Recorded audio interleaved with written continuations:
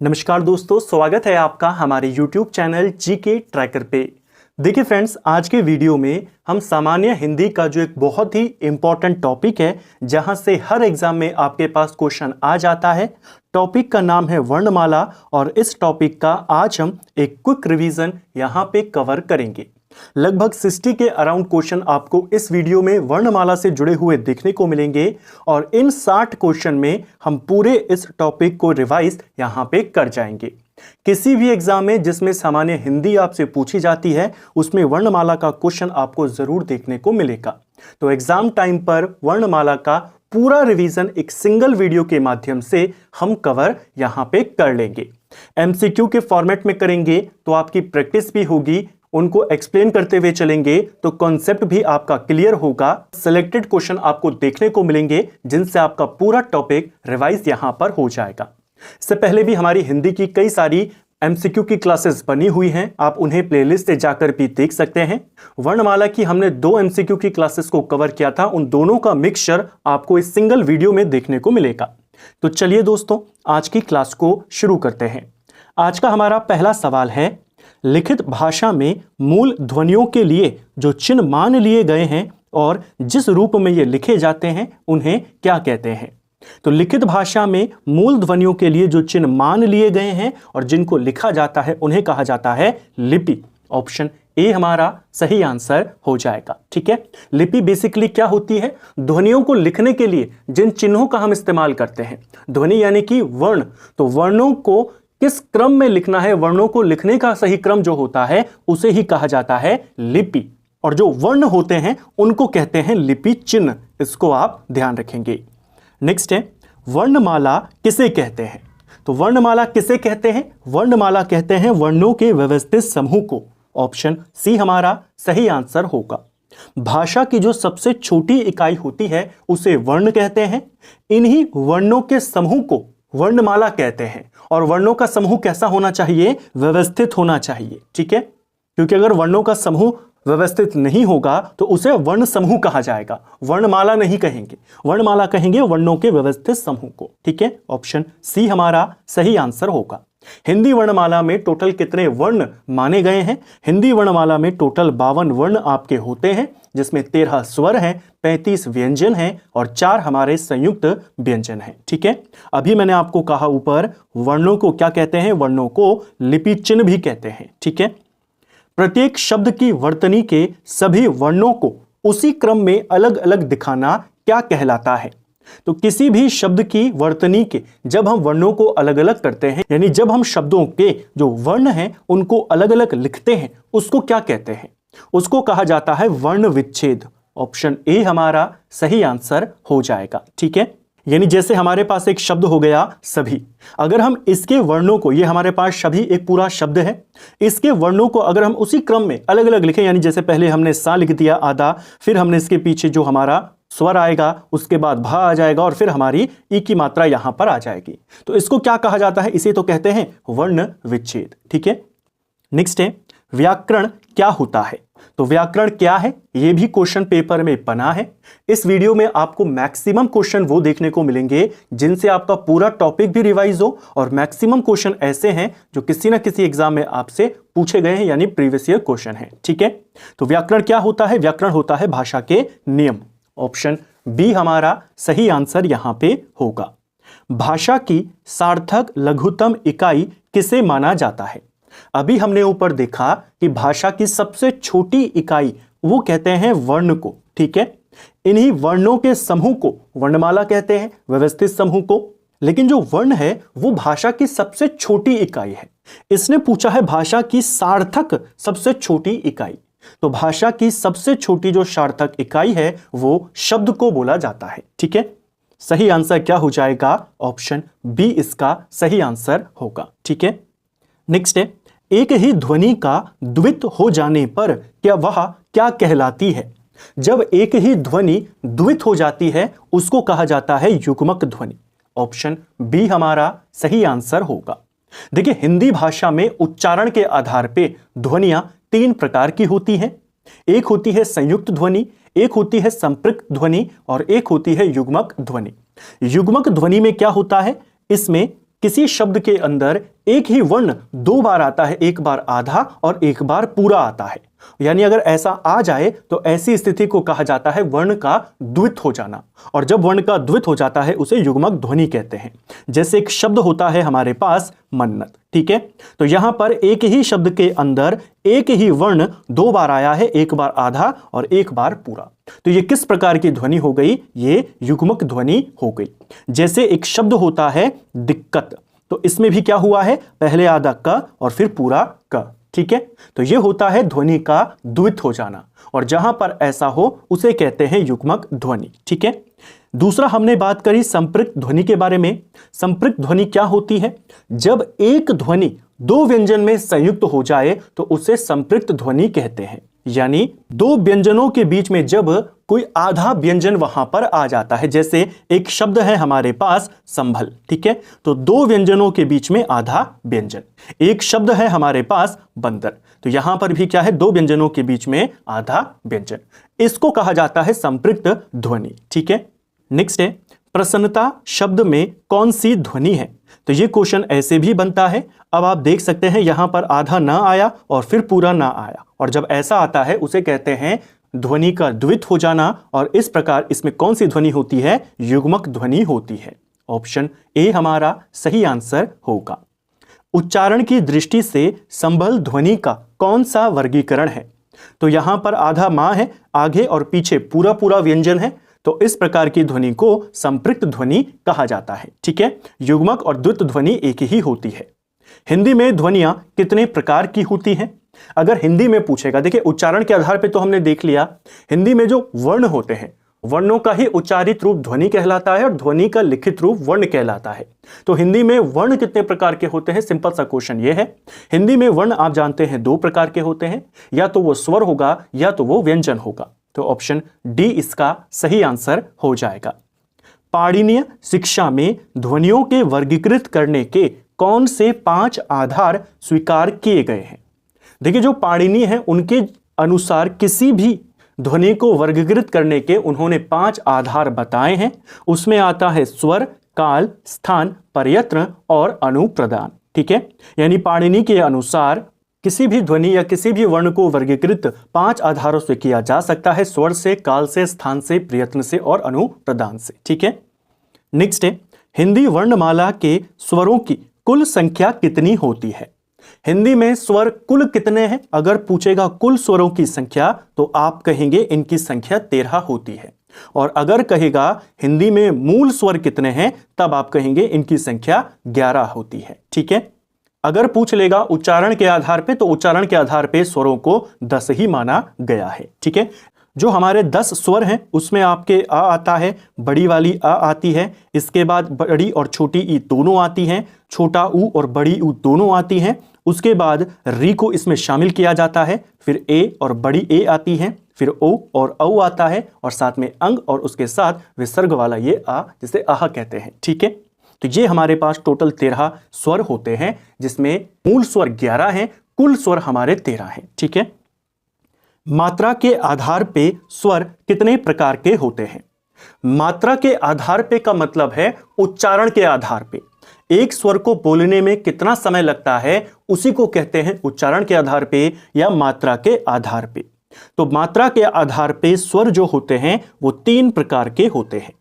एक होते हैं ह्रस्व स्वर, जिनके बोलने में एक मात्रा का समय लगे, जैसे जो हमारा छोटा आ होता है, छोटी ई होती है, छोटा ऊ होता है या री, ये चारों हमारे ह्रस्व स्वर होते हैं, ठीक है।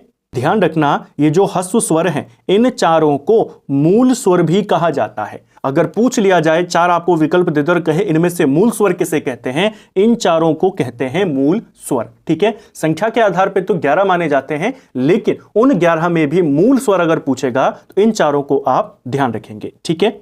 दूसरा वर्ग होता है जिसमें आते हैं दीर्घ स्वर, जिनको बोलने में 2 मात्रा का समय लगता है, उनकी संख्या 7 होती है, इन चारों के अलावा बाकी के 7, ठीक है। तीसरा होता है प्लुत स्वर, जिनके उच्चारण में 2 मात्रा से भी अधिक का समय लगता है, ठीक है। नाटकों में किसी को बुलाने में या संवाद बोलने में जो इस्तेमाल होता है वो प्लुत स्वर होता है, ठीक है। तो उच्चारण के आधार पे या मात्रा के आधार पे, बोलने के समय के आधार पे स्वर हमारे कितने प्रकार के हैं? तीन प्रकार के ह्रस्व, प्लुत और दीर्घ। ठीक है, जो प्लुत स्वर है उसका जो सिंबल होता है वो इस प्रकार दिखाया जाता है। नेक्स्ट है, जिन स्वरों के उच्चारण में दो मात्रा का समय लगता है या ह्रस्व से दोगुना समय लगता है उनको क्या कहते हैं? तो जिनको बोलने में दो मात्रा का समय या ह्रस्व स्वर से दोगुना समय लगता है उनको कहते हैं दीर्घ स्वर। यह आप सभी जानते हैं, लेकिन दीर्घ स्वर तो विकल्प में है नहीं, तो ध्यान रखेंगे दीर्घ स्वर को ही गुरु स्वर भी कहते हैं। ऑप्शन डी हमारा सही आंसर होगा। दीर्घ स्वर को ही गुरु स्वर कहते हैं, इसे ही संधि स्वर भी कहते हैं। ठीक है, नेक्स्ट है, निम्न में से सजातीय स्वर कौन सा है? तो देखिए, इनमें से सजातीय स्वर कौन सा हो जाएगा? इनमें से सजातीय स्वर, पहले जान लेते हैं कि सजातीय स्वर होते क्या हैं। दीर्घ स्वर के अंदर जो हमारे 7 वर्ण आते हैं, सात हमारे स्वर आते हैं, ये वाले, बड़ी आ आता है, बड़ी ई है, बड़ा ऊ है, इसके अलावा ए और बड़ी ए दोनों आ जाते हैं, औ और ये वाला औ। ये सातों क्या है? हमारे दीर्घ स्वर हैं। ठीक है, इन दीर्घ स्वर में से जो शुरू के ये 3 हैं हमारे, इन तीनों को मूल दीर्घ स्वर कहते हैं। ठीक है, और जो बाकी के हमारे पास ये वाले हैं इनको कहा जाता है संयुक्त स्वर। इसको ध्यान रखना, जो शुरू के 3 हैं इनको कहते हैं मूल दीर्घ स्वर। ठीक है, और इनको कहते हैं संयुक्त स्वर। जो मूल दीर्घ स्वर होते हैं इन्हीं को सजातीय स्वर भी कहते हैं। ठीक है, तो आ, ई और बड़ी ऊ ये हमारे सजातीय स्वर होते हैं। यहां पर आप देखेंगे ये आपको मिल गया। अब आपका ये क्लियर यहां पे हो गया कि सजातीय स्वर क्या होते हैं। 3 हमारे पास हैं, उसको आप टिक करेंगे। ठीक है, जो संयुक्त स्वर होते हैं इन सबको कहा जाता है संयुक्त स्वर। संयुक्त स्वर को विजातीय स्वर भी कहते हैं। ठीक है, निम्न में से कौन सा मूल दीर्घ स्वर नहीं है? तो मूल दीर्घ स्वर मैंने कहा शुरुआत के 3 होते हैं, जिसमें बड़ा आ है, बड़ी ई है और बड़ा ऊ है। ये हमारे मूल दीर्घ स्वर हैं। तो ये है हमारा, ये है हमारा, और ये दोनों यहां पर हमारा सही आंसर होगा कि मूल दीर्घ स्वर ये दोनों नहीं है। लेकिन एग्जामिनर ने जो इसका आंसर माना था वो सी को माना था। हो सकता है कारण ये रहा हो कि ओ जो है मूल दीर्घ स्वर तो नहीं है लेकिन एक दीर्घ स्वर है। ठीक है, तो सी इसका सही उत्तर यहां पर होगा। लेकिन आपने ध्यान रखना है मूल दीर्घ स्वर आपके कौन से हैं। जीवा के आधार पे स्वर कितने प्रकार के होते हैं? तो जीवा के आधार पे यानी जीभ के प्रयोग के आधार पे किस भाग का इस्तेमाल हो रहा है उन स्वरों को बोलने में, उस आधार पे जो स्वर होते हैं वो 3 प्रकार के होते हैं। ऑप्शन बी हमारा सही आंसर होगा। एक होता है अग्र स्वर, एक होता है हमारा मध्य स्वर और एक होता है हमारा पश्च स्वर। ठीक है, जो अग्र स्वर होता है इसमें ई आते हैं, दोनों ई, छोटी और बड़ी ई। इसके अलावा ए वाले, छोटा ए बड़ा ए दोनों, और साथ में री। ठीक है, ये होते हैं अग्र स्वर, दोनों ई, दोनों ए और री। जो मध्य स्वर है इसमें केवल एक आता है, छोटी आ, बाकी के जो हैं वो हमारे पश्च स्वर में आ जाते हैं। ई स्वर के उच्चारण में जीभ का कौन सा भाग आवश्यक है, यानी किस भाग का इस्तेमाल होता है? तो अभी हमने देखा जीभ के प्रयोग के आधार पर स्वर 3 प्रकार के होते हैं। मैंने आपको कहा छोटी और बड़ी दोनों ई, छोटा और बड़ा दोनों ए किससे बोले जाते हैं? अग्रभाग से बोले जाते हैं। तो छोटी ई है, अग्रभाग इसका आंसर हो जाएगा। ऑप्शन बी सही उत्तर होगा। नेक्स्ट है, मुख द्वार के आधार पे स्वरों का वर्गीकरण कितने आधार पर किया जाता है? तो मुख द्वार के आधार पे यानी मुख खुलने के आधार पे, किस स्वर के उच्चारण में मुख कितना खुलता है उस आधार पर भी स्वरों का वर्गीकरण किया गया है। इन्हें उस आधार पे 4 वर्गों में बांटा जाता है। देखिए, मुंह खुलने की जो कंडीशन है जब हम इनका उच्चारण करते हैं तो 4 ही कंडीशन हो सकती है। या तो हमारा मुंह पूरा का पूरा खुल जाएगा यानी ओपन हो जाएगा, या हमारा मुंह आधा ओपन होगा, या हमारा मुंह पूरा का पूरा बंद रहेगा, क्लोज्ड रहेगा, या आधा बंद रहेगा। यही 4 कंडीशन हो सकती है। ओपन को बोला जाता है विवृत, आधा खुले को बोला जाता है अर्धविवृत, बंद को बोला जाता है संवृत, और आधे बंद या आधे से ज्यादा बंद को बोला जाता है अर्ध संवृत। ठीक है, तो मुख द्वार के आधार पर स्वरों को 4 वर्गों में बांटा जाता है। जिसमें मुंह हमारा पूरा खुलता है वो हमारा बड़ा वाला आ है। जिसमें आधा खुलता है यानी आधे से ज्यादा खुला रहता है, आधा खुलने का मतलब है आधे से ज्यादा खुला रहता है, वहां पर आते हैं हमारे 4 वर्ण। एक होता है आ, एक होता है ऐ बड़ी वाली, और औ ये इसमें शामिल होते हैं। अर्ध संवृत की बात करें जहां पर आधे से ज्यादा बंद रहता है, वहां पर छोटा ए और ओ आ जाता है, और बंद वालों में ई उ ये बंद वाले में आते हैं। ठीक है। होठों की आकृति के आधार पे निम्नलिखित में से कौन सा आवृतमुखी स्वर है? तो होठों की स्थिति के आधार पर भी, जैसे जीभ के प्रयोग के आधार पे, उच्चारण के प्रयोग के आधार पे, मुख द्वार के आधार पे वर्गीकरण पूछता है, वैसे ही होठों की आकृति के आधार पे भी जो स्वर हैं वो दो प्रकार के होते हैं, या तो आवृतमुखी होगा या वो वृत्तमुखी होगा। आवृतमुखी 7 होते हैं, तो आप वृत्तमुखी वालों को याद कर लीजिए क्योंकि 4 ही हैं। इसमें दोनों ऊ आ जाती हैं, साथ में हमारा ओ और औ आ जाते हैं। तो ये 4 हमारे वृत्तमुखी हैं, बाकी सारे आवृतमुखी हैं। तो आप देखेंगे दोनों ऊ हो गए और औ आ गया, तो ये तीनों क्या हो गए? हमारे वृत्तमुखी हो गए। ये रहा हमारा आवृतमुखी। अर्ध विवृत स्वर कौन सा है? अभी हमने इसके बारे में ऊपर बात करी थी। अर्ध विवृत यानी जिसमें आधा हमारा मुंह खुला रहता है जिनके उच्चारण में। इसमें आपके कौन कौन से आते हैं? इसमें ए है, औ है और आ है, ये तीनों इसमें शामिल होते हैं। ठीक है। निम्न में से कौन सा स्वर संवृत है, यानी जिसके उच्चारण में हमारा मुंह बंद रहता है पूरा? तो आप सभी जानते हैं, ये बहुत आसान है संवृत वाला याद करना। इसमें आपके छोटा और बड़ी ई दोनों, छोटा और बड़ा ऊ दोनों इसमें शामिल होते हैं। ठीक है। तो ऑप्शन सी हमारा सही आंसर होगा। हिंदी की अग्र अवृत्ताकार संवृत स्वर ध्वनि कौन सी है? यानी जीभ के आगे के भाग का इस्तेमाल हो वो वाला, वो अवृत्तकार भी होना चाहिए, वो संवृत भी होना चाहिए। तो संवृत कौन सा है? आप जानते हैं संवृत होता है हमारे पास छोटी ई, बड़ी ई, छोटा ऊ, बड़ा ऊ। एक ही आपको दिखेगा, यही आपका हो जाएगा, बाकी आपको चेक करने की भी आवश्यकता नहीं होगी। हिंदी में मूल उच्चारण स्थानों की संख्या कितनी होती है? देखिए, हिंदी के अंदर जो वर्ण होते हैं उन्हें अलग अलग स्थानों से बोला जाता है। जो मूल उच्चारण स्थान है हमारे, इनकी संख्या 5 है। कौन कौन से हैं? एक है हमारा कंठ, एक है हमारा तालु, एक है हमारा मूर्धन्य, और एक है हमारा दंत, और एक आता है हमारा ओष्ठ। ठीक है। तो ये 5 हमारे पास मूल स्थान हैं। हिंदी में मूल उच्चारण स्थानों की संख्या कितनी है? 5 है। इनको KTM 2 के साथ याद किया जाता है, जैसे क से कंठ, ता से तालु, म से मूर्धन्य, द से दंत, ओ से ओष्ठ। ठीक है। निम्नलिखित में से कौन सा स्वर कंठ तालव्य है? देखिए, मूल उच्चारण जो स्थान है वो 5 है, लेकिन स्वरों का जो उच्चारण होता है वो 6 जगहों से होता है।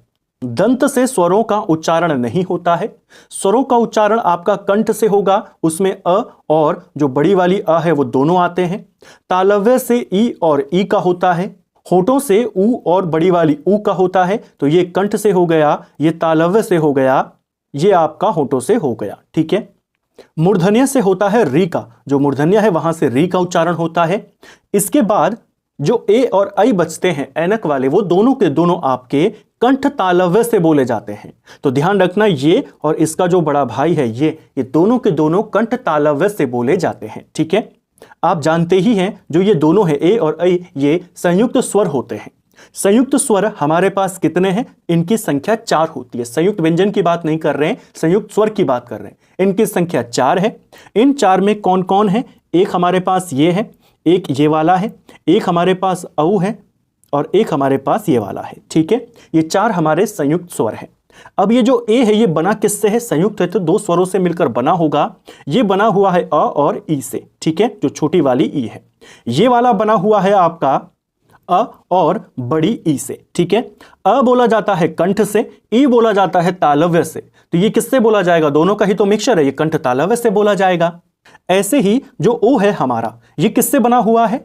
ये बना हुआ है अ और ऊ के साथ। अ बोला जाता है कंठ से, ऊ बोला जाता है होठों से। तो ये किससे बोले जाएंगे? दोनों के दोनों कंठ होठ या कंठ ओष्ठ जिसको कहते हैं, उनसे बोले जाएंगे। ठीक है। तो संयुक्त स्वरों का ये कॉन्सेप्ट भी आपको पता होना चाहिए। निम्न में से कौन सा वर्ण स्त्रीलिंग नहीं है? तो स्त्रीलिंग वर्ण या पुल्लिंग वर्ण सवाल बन जाते हैं। हिंदी वर्णमाला में 3 ही वर्ण हैं जो स्त्रीलिंग है। एक हमारा छोटा ई, एक बड़ी ई, और एक हमारा री। ये 3 हमारे स्त्रीलिंग हैं। तो यहां पर आपको दिख गया ये 3 स्त्रीलिंग है। कौन सा नहीं है? ये वाला नहीं है। ठीक है। नेक्स्ट है, निम्न में से कौन सा संयुक्त स्वर नहीं है? तो संयुक्त स्वर अभी हमने देखा, ये दोनों हैं और ये, और दूसरा वाला जो है ये हमारे संयुक्त स्वर हैं। किससे बने हुए हैं वो भी हमने देखा। छोटी आ है वो तो सब में आएगी, इनके साथ ई लगा हुआ है और इनके साथ ए लगा हुआ है, ठीक है, ये नहीं है संयुक्त स्वर। नेक्स्ट है, व्यंजन को स्वर रहित लिखने के लिए किस चिन्ह का उपयोग किया जाता है? देखिए, व्यंजनों को लिखा जाता है स्वरों की सहायता से। कोई भी व्यंजन अगर आपको लिखना है, जैसे मैंने का लिखा है, तो इसके अंदर जो आ है हमारा, ये आपस में जुड़ा हुआ है, ठीक है। अगर हमको व्यंजन को स्वर के बिना लिखना है तो उसको कैसे लिखा जाएगा? उसे इस तरह से लिखा जाता है, उसके साथ हलंत जोड़ा जाता है। ऑप्शन ए हमारा सही आंसर हो जाएगा। हिंदी वर्णमाला में व्यंजनों की संख्या कितनी होती है? अब व्यंजनों की संख्या की बात कर रहा है। हिंदी वर्णमाला में व्यंजनों की कुल संख्या वो 35 है, लेकिन इसने यहां पर वो विकल्प में दिया नहीं है।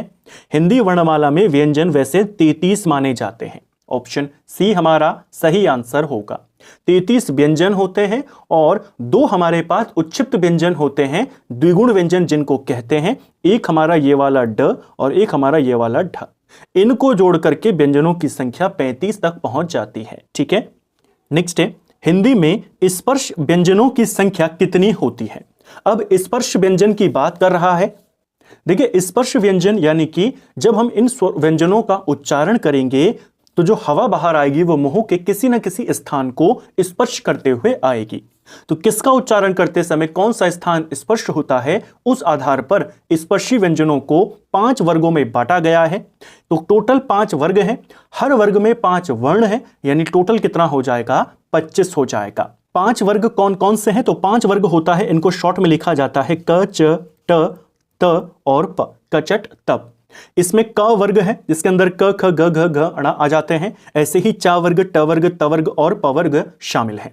पेपर में आ जाता है कई बार चा वर्ग का उच्चारण कहां से होता है, तो इनको याद करने का जो तरीका है वो यही है जो हमने कई बार देखा है। इसके सामने आपने KTM 2 को लिख लेना है। जो क वर्ग है वो कंठ से बोला जाता है, चा वर्ग तालव्य से, ट वर्ग मूर्धन्य से, त वर्ग आपके दंत से और प वर्ग होठों से बोला जाता है, ठीक है। इनमें से कौन सा वर्ग स्पर्श व्यंजन नहीं है?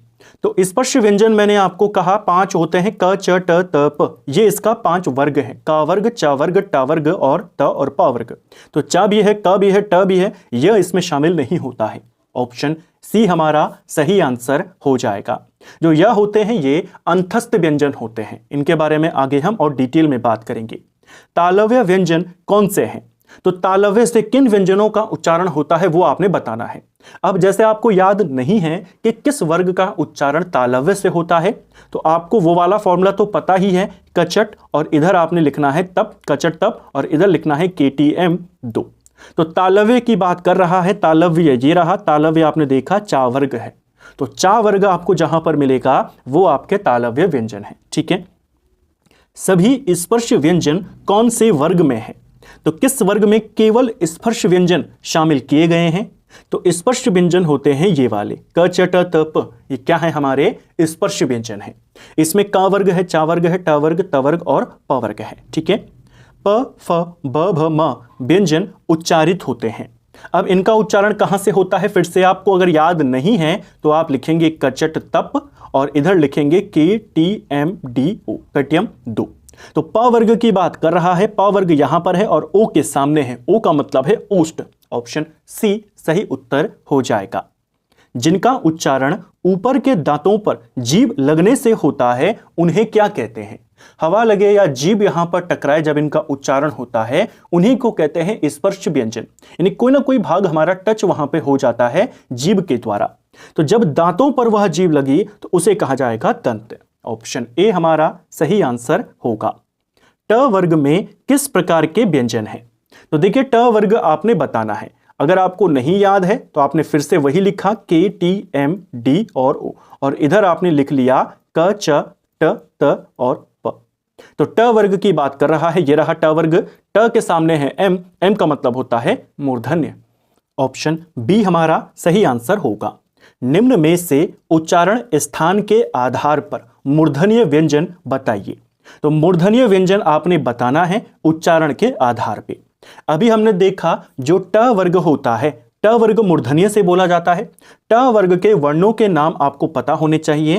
ट वर्ग में ट आता है, इसके अलावा हमारा ठ आता है, ड यहां पर आता है, ये वाली ड आती है और अण आता है। तो ये हमारे ट वर्ग के वर्ण हैं। आपने देखा ये दोनों आपको यहां पर मिल गए, ऑप्शन डी सही आंसर होगा। एक चीज को और याद करना, ये जो हमारा पूरा ट वर्ग है, ऐसे ही हमारे स्पर्श व्यंजनों में 5 वर्ग हैं। इस वाले वर्ग से उदाहरण के तौर पर इनको समझ लेते हैं। हर वर्ग का जो पहला और तीसरा और 5वां वर्ण होता है, हर वर्ग का, वो अल्प प्राण व्यंजन होता है। ठीक है, जो पहला और दूसरा होता है वह अघोष होता है।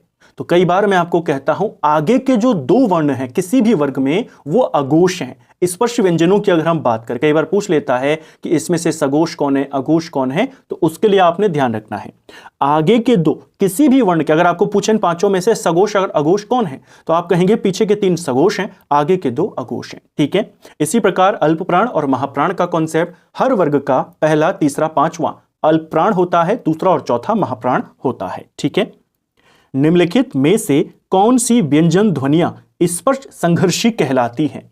तो स्पर्श संघर्षी व्यंजन आपने बताना है। जल्दबाजी में आपने सी वाले विकल्प को टिक नहीं करना है। सी वालों को संघर्षी व्यंजन कहते हैं। ठीक है, इनको ऊष्म संघर्षी या संघर्षी व्यंजन कहते हैं। आपको पूछा है स्पर्श संघर्षी। स्पर्श संघर्षी जो व्यंजन होते हैं वो चा वर्ग को कहा जाता है। जो हमारा चा वर्ग है जिसमें च, छ, ज, झ ये सारे वर्ण आते हैं, इस वर्ग को स्पर्श संघर्षी व्यंजन कहते हैं। ठीक है, और जो ये वाला वर्ग है इसे कहा जाता है ऊष्म संघर्षी या संघर्षी व्यंजन। निम्न में से कौन सा स्पर्श संघर्षी है? अब आपको पता है स्पर्श संघर्षी यानी कि चा वर्ग, और चा वर्ग में आप जानते हैं ज उसी का पार्ट है, तो ऑप्शन डी सही आंसर हो जाएगा।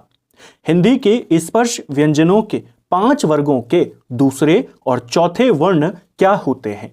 तो वो जो 5 वर्ग हैं हमारे कचट तप, अभी मैंने आपको कहा पहला, तीसरा और 5वां अल्प प्राण होता है, दूसरा और चौथा जो होता है वो महाप्राण व्यंजन होता है। ऑप्शन डी सही आंसर होगा। स्वर तंत्रियों के आधार पर व्यंजनों को कितने वर्गों में बांटा गया है? तो स्वर तंत्रियों के आधार पे यानी हमारी स्वर तंत्रियों में कंपन के आधार पे व्यंजनों को 2 वर्गों में बांटा गया है। एक होते हैं हमारे पास अघोष और एक होते हैं हमारे पास सघोष। ठीक है, अघोष यानी जहां पर कंपन नहीं होता, जब हम इन व्यंजनों का उच्चारण करते हैं तो हमारी जो स्वर तंत्रिय हैं उन पे कंपन नहीं होता, वो अघोष हैं। जहां पर कंपन होता है उनको कहते हैं सघोष। जो वो 5 वर्ग हैं कचट तप, उसमें हर वर्ग का आगे का 2 अघोष है, आ से आगे, आ से अघोष, और बाकी के आपके सघोष हैं। ठीक है, ध्यान रखना कई बार वो सघोष को केवल घोष भी लिख लेता है। ठीक है, सभी जो हमारे स्वर हैं सभी के सभी स्वर सघोष होते हैं, तो सा से स्वर, सा से सघोष।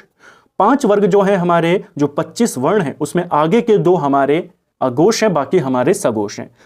तो 25 ये और 11 हमारे जो मूल स्वर हैं, टोटल 36 वर्णों का हमने ये वर्गीकरण देखा।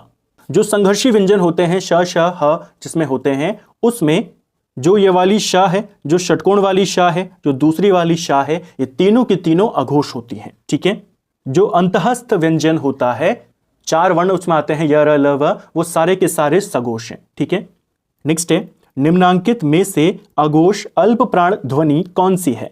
तो अघोष भी हो और अल्प प्राण भी हो। तो अघोष हर वर्ग का पहला और दूसरा वर्ण जो होता है वो अघोष होता है, और अल्प प्राण यानी हर वर्ग का पहला, तीसरा और 5वां। ठ को देखेंगे, ये नंबर 2 पर तो है, तो ये अघोष तो है, लेकिन ये क्या है? महाप्राण है, तो ये एलिमिनेट हो गया।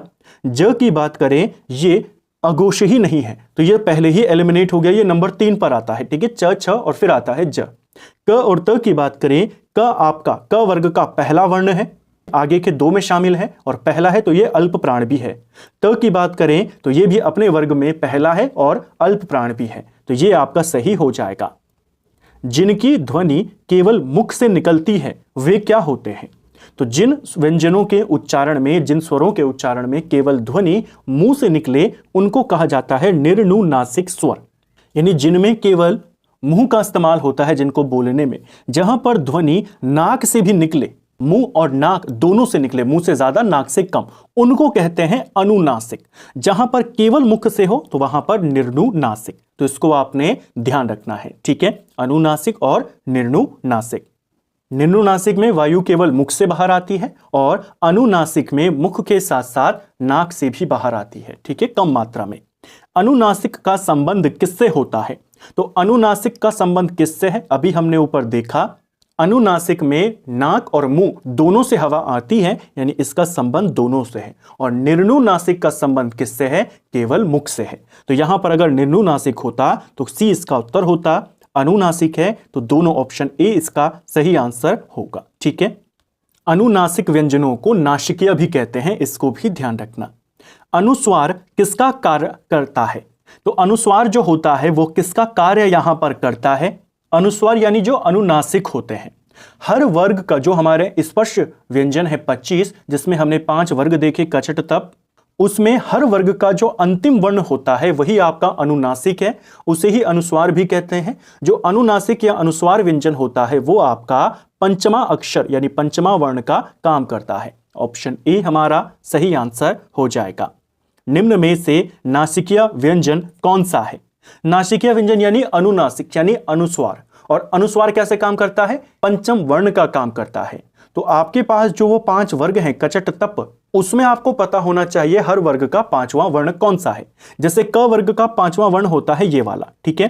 ट वर्ग का जो 5वां वर्ण है वो ज्या को बोलते हैं, ठीक है। जो ट वर्ग है उसका 5वां वर्ण होता है अणा, जो त वर्ग है उसका 5वां वर्ण है न, और प वर्ग का होता है म, ठीक है। तो यहां पर आप देखेंगे ये आपको दिख गया, ज्या जो है ये रहा 5वां वर्ण, ठीक है, नासिकीय व्यंजन। निम्न में से उत्क्षिप्त व्यंजन कौन से हैं? देखिए, उत्क्षिप्त व्यंजनों को द्विगुण व्यंजन भी कहा जाता है, और हमारे पास द्विगुण व्यंजन 2 ही हैं, जो इसमें एक ये वाला और ये वाला, ये दोनों ड और ढ आते हैं, यानी ऑप्शन सी इसका सही आंसर हो जाएगा। ठीक है, दोनों के दोनों मूर्धन्य से उच्चारित होते हैं, यानी इनके बोलने का उच्चारण स्थान क्या है? वो मूर्धन्य है। दोनों के दोनों सघोष हैं, बस फर्क इतना है, जो ये ड है ये अल्प प्राण है, जो ये ढ है ये महाप्राण है। ठीक है, कौन सी 2 ध्वनियों को अयोगवाह कहते हैं? तो अयोगवाह ध्वनियां भी हमारे पास होती है हिंदी वर्णमाला में, जो उच्चारण की दृष्टि से व्यंजन लगती है लेकिन लिखा उनको स्वरों के साथ जाता है, इन्हीं को कहते हैं अयोगवाह वर्ण। इसमें आपके पास कौन कौन शामिल है? इसमें आपके पास अनुस्वार और विसर्ग शामिल होते हैं। ठीक है, नेक्स्ट है, हिंदी वर्णमाला में अंग और आह क्या होते हैं? तो ये दोनों के दोनों को ही अयोगवाह कहते हैं, इनकी संख्या 2 है, ये दोनों होते हैं। श, श, सा और ह कौन से व्यंजन कहलाते हैं? तो इन चारों का भी अपना एक वर्ग है, इनके वर्ग को ऊष्म संघर्षी व्यंजन कहते हैं। संघर्षी व्यंजन या ऊष्म संघर्षी व्यंजन। स्पर्श व्यंजन हमने ऊपर देख लिए थे, वो जो 5 वर्ग हमने देखा कचट तप। स्पर्श संघर्षी व्यंजन आप जानते हैं 4 वर्ग को कहते हैं स्पर्श संघर्षी व्यंजन। निम्न में से अंतस्थ व्यंजन कौन सा है? ऐसा ही एक और ग्रुप है अंतस्थ व्यंजनों का, इसमें 4 वर्ण शामिल हैं। इन 4 वर्णों में य है, र है, ल है और व है। तो य, र, ल, व जो होते हैं ये अंतस्थ व्यंजन कहलाते हैं, यानी इनका जो उच्चारण होता है वो स्वर और व्यंजनों के मध्य में होता है। तो जिन वर्णों का उच्चारण व्यंजन और स्वरों के मध्य में हो उन्हीं को कहते हैं अंतस्थ व्यंजन। इसमें य, र, ल, व शामिल हैं, ल आपको दिख गया। ठीक है, सभी के सभी जो अंतस्थ व्यंजन हैं वो सघोष होते हैं और अल्प प्राण होते हैं। नेक्स्ट है, निम्न में अर्धस्वर कहलाता है। तो अर्धस्वर यहां पर कहलाएगा कौन सा वाला? देखिए, अंतस्थ व्यंजनों में जो ये हमारे पास 4 अंतस्थ व्यंजन होते हैं य, र, ल और व, इनमें से जो ये य है और जो ये व है, इन दोनों को अर्धस्वर भी कहते हैं, इसको भी ध्यान रखना। ठीक है, तो अर्धस्वर कहते हैं य और व को, तो य हमको यहां पर दिख गया, यही हमारा सही उत्तर हो जाएगा। ठीक है, तो चारों के चारों अंतस्थ व्यंजन कहलाते हैं। इसमें से ये 2 को कहते हैं अर्धस्वर, जो र वाला है इसे लुंठित स्वर कहा जाता है, या लुंठित व्यंजन इसको कहा जाता है, और ल जो है इसे पार्श्विक व्यंजन कहते हैं। ठीक है, यह किस प्रकार की ध्वनि है? अब इसका उच्चारण स्थान पूछा है। यह जो होता है आपका ये तालव्य से बोला जाता है। जो हमारे अंतस्थ व्यंजन है इनका उच्चारण स्थान भी आपको पता होना चाहिए। जो हमारे पास यह है ये तालव्य से बोला जाता है। ठीक है, जो हमारा र होता है वह दंत मूल से बोला जाता है। ठीक है, जो व है ये दंत ओष्ठ से बोला जाता है, दंत ओष्ठ से बोला जाने वाला एकमात्र वर्ण, और जो हमारा ल है वो भी र के साथ दंत मूल से बोला जाता है। ठीक है, तो ये तालव्य, ये दोनों दंत मूल, ये दंत ओष्ठ। निम्न में से किस वर्ण को शंकर वर्ण अथवा ताड़नजात वर्ण के नाम से जाना जाता है? तो शंकर वर्ण या ताड़नजात वर्ण ध्यान रखना इस बात को, जो उक्षिप्त व्यंजन है जिनको द्विगुण व्यंजन भी कहते हैं, ड और ढ जिनके नीचे बिंदी लगी होती है, उन्हीं व्यंजनों के अलग अलग नाम हैं। उन्हें द्विगुण व्यंजन भी कहते हैं, उक्षिप्त व्यंजन भी कहते हैं, संकर व्यंजन भी कहते हैं, ताड़नजात भी उन्हीं को कहा जाता है, ड और ढ। ठीक है, ये वाला ढ बिंदी वाला। इनमें दो भाषाओं के गुण पाए जाते हैं, इसीलिए इन्हें द्विगुण व्यंजन कहते हैं और इन्हीं के ये सारे नाम हैं। निम्न में से काकल्य वर्ण कौन सा है? तो काकल्य वर्ण जो है हमारा वो ह होता है और कई बार ये पेपर में पूछा गया है। ठीक है, निम्न में से र और ल वर्ण क्या कहलाते हैं? तो र और ल इनका उच्चारण दंतमूल से होता है। ऑप्शन बी हमारा सही उत्तर हो जाएगा। ठीक है, अक्षा ध्वनि किस स्वर के अंतर्गत आती है?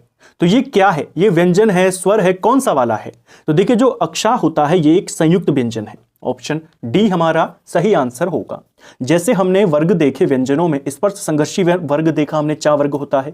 हमने स्पर्श व्यंजनों को देखा जिसमें 5 वर्ग है हमारे पास। हमने ऊष्म संघर्षी व्यंजनों को देखा जिसमें आपके शाह, षटकोण वाली शाह है, शलगम वाली शाह है, सारे उसमें शामिल हैं। फिर हमने अंतस्थ व्यंजनों को भी देखा, 4 वर्ग है, 4 वर्ण है उसके अंदर भी, यर लव। ऐसे ही एक वर्ग और है जिसको कहते हैं संयुक्त व्यंजन। इसके अंदर भी 4 वर्ण शामिल हैं। इन 4 वर्णों में एक हमारे पास अक्षा है, एक हमारे पास त्र है, एक हमारे पास ज्ञ है और एक हमारे पास ये वाली श्रा है। ये चारों के चारों व्यंजन 2 व्यंजनों से मिलकर बने हुए हैं, इसीलिए इनको संयुक्त व्यंजन कहते हैं। ठीक है, हिंदी शब्दकोश में अक्षा का क्रम किस वर्ण के बाद आता है? तो हिंदी शब्दकोश में जो अक्षा है हमारा, ये किसके बाद आएगा? जिन वर्णों से मिलकर ये बना हुआ है उसी में जो पहला वर्ण है उसी के बाद आएगा। यानी जैसे जो अक्षा है ये किससे मिलकर बना हुआ है? ये बना हुआ है क और जो षटकोण वाली शाह है, इन दोनों को मिला करके, तो क के बाद आता है हमारा ये वाला वर्ण। ठीक है, तो ऑप्शन सी हमारा सही आंसर होगा। जैसे जो हमारा त्र है, त्र जो है संयुक्त व्यंजन, ये आपके किस किस से मिलकर बना है? आधा त और साथ में पूरा र, इनसे मिलकर बना हुआ है। तो ये जो त्र है ये किसके बाद आएगा? ये त के बाद आएगा, इस प्रकार। ठीक है, क व्यंजन के विषय में निम्न में से कौन सा सही है? तो क व्यंजन के बारे में कौन सा कथन सही है आपने बताना है। क व्यंजन हमारा महाप्राण तो है नहीं, अल्प प्राण है हमारा, महाप्राण वाला एलिमिनेट हो गया। अघोष है, अघोष है, संघर्ष है, स्पर्शी है। अब आप बताएंगे संघर्षी तो है नहीं, क्योंकि स्पर्श संघर्षी में तो 4 वर्ग आता है और संघर्ष वाले में ऊष्म व्यंजन में हमारे श, श, ह वो आते हैं, तो स्पर्शी हो गया। ऑप्शन डी इसका सही आंसर हो गया। ठीक है, नेक्स्ट है, श्रा एक संयुक्त व्यंजन है, किसमें? इसमें किन 2 वर्णों को सम्मिलित किया गया है? अब श्राव संयुक्त व्यंजन किस किस से मिलकर बना है ये आपने बताना है। तो कई बार संयुक्त व्यंजनों का निर्माण किस तरह से हुआ है वो भी पूछ लेता है। सही आंसर होगा ये वाला, ऑप्शन डी। जो ये वाली शाह है आधी और ये वाली, इनको मिलाकर के बनता है ये वाला श्रा। ठीक है, निम्न में से कौन सा व्यंजन मूल व्यंजन नहीं है? तो मूल व्यंजन नहीं है यानी कि वो एक संयुक्त व्यंजन है। तो संयुक्त व्यंजन इनमें से कौन सा है? ये रहा हमारा संयुक्त व्यंजन। ठीक है, ज्ञ वर्ण किन वर्गों के वर्णों से, यहां पर इसे वर्ण करना, वर्णों के संयोग से बना है। तो जो ज्ञ होता है हमारा, ये बना हुआ है आपके ज और ज्ञ के संयोग से। ठीक है, अब ज और ज्ञ यहां पर भी है, ज और ज्ञ यहां पर भी है, कौन सा वाला? तो ज हमेशा आधा वाला होगा, उसी से मिलकर बनेगा ज्ञ। ठीक है, त्र किन वर्णों के योग से बना हुआ है? फिर से आ गया, तो इसको आपने टिक नहीं करना है, आपने टिक इसको करना है। ऑप्शन ए हमारा सही आंसर हो जाएगा। ठीक है, तो हमने संयुक्त व्यंजन को देखा वो कैसे बने हैं, हमने संघर्षी व्यंजनों को देखा, हमने ऊष्म संघर्षी व्यंजनों को देखा, स्पर्श व्यंजनों को देखा, हमने स्वरों की बात करी, हमने द्विगुण व्यंजनों को यहां पर देखा, अनुनासिक, निर्नुनासिक, उनको भी यहां पर कवर किया। उच्चारण के आधार पर जैसे मैंने आपको कहा कि 5 वर्गों का उच्चारण आप तुरंत बता देंगे।